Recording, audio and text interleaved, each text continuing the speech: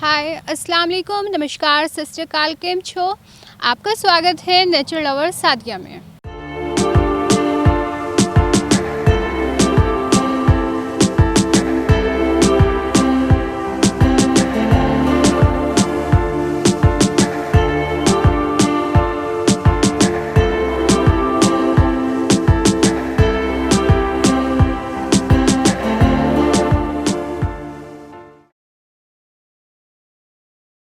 आज हम बात करने वाले हैं एक ऐसे प्लांट के बारे में जिसकी 90 जातियाँ उत्तर में वृक्ष रेखा से लेकर दक्षिण के उष्णकटिबंध के ठंडे इलाकों और पहाड़ों में फैली हुई है।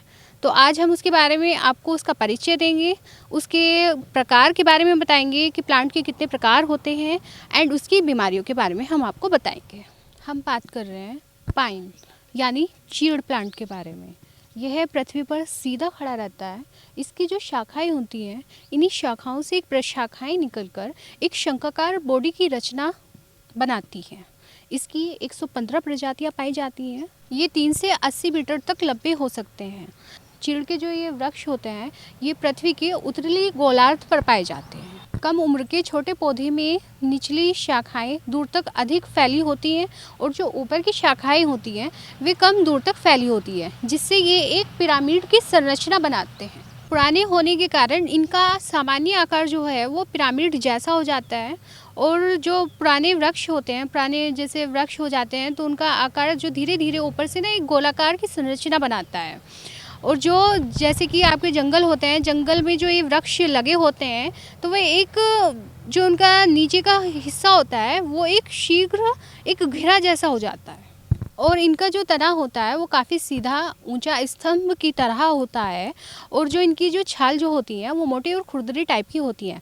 पर ऐसा माना जाता है कि इन सभी प्रजातियों का तना जो है वो मोटा नहीं होता है, वो पतला भी पाया जाता है। कुछ प्रजातियों में इनके तने जो हैं वो पतले पाए जाते हैं। इनमें 2 प्रकार की टहनियाँ पाई जाती हैं। एक तो आपकी लंबी होती है और एक इसकी छोटी होती है।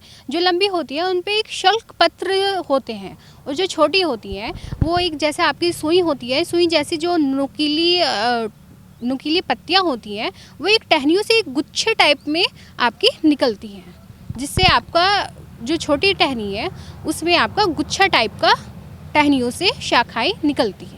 जो आपका न्यू प्लांट होता है उसकी जो पत्तियां होती हैं वो 1-2 सप्ताह में पीली होकर ना नीचे गिर जाती हैं। लेकिन जब आपका प्लांट बड़ा होता है तो उसकी सालों तक आपकी पत्तियां सदैव हरी रहती हैं। पत्तियां 2-3 या आपके 5 या 8 के गुच्छों से या अकेली टहनियों से निकलती हैं। जो पत्तियों की लंबाई होती है वो 2 से आपकी 14 इंच तक होती है। पत्तियों के अंदर 1 या 2 वस्कुलर बंडल और 2 या अधिक रेजिन नलिकाएं होती हैं। जब वसंत ऋतु का मौसम आता है तो एक ही प्लांट पर नर और मादा कोन या आपके शंकु निकलते हैं। चीड़ के प्लांट को लगाने से पहले भूमि की अच्छी तरह से तैयारी कर लेनी चाहिए। छोटी छोटी क्यारियों में मार्च अप्रैल के महीने में बीज मिट्टी में 1 या 2 इंच बो दिए जाते हैं। आपके जो चूहे होते हैं, चिड़िया होती हैं और अन्य जंतुओं से इसकी रक्षा का विशेष ध्यान रखा जाता है। अंकुर निकलने पर इन्हें कड़ी धूप से बचाना पड़ता है और फिर 1 या 2 साल बाद इन्हें खोदकर उचित स्थान पर लगा दिया जाता है। पर ख़ास बात यह है कि इन्हें खोदते समय एक सावधानी बरतनी चाहिए, क्योंकि अगर हम इन्हें गलत तरीके से खोदते हैं तो इनकी जड़ों को बहुत हानि पहुँचती है, जिससे प्लांट की डेथ हो जाती है। अब हम बात करते हैं चीड़ के पौधे के प्रकार के बारे में। चीड़ के जो पौधे होते हैं उनके 2 प्रकार होते हैं।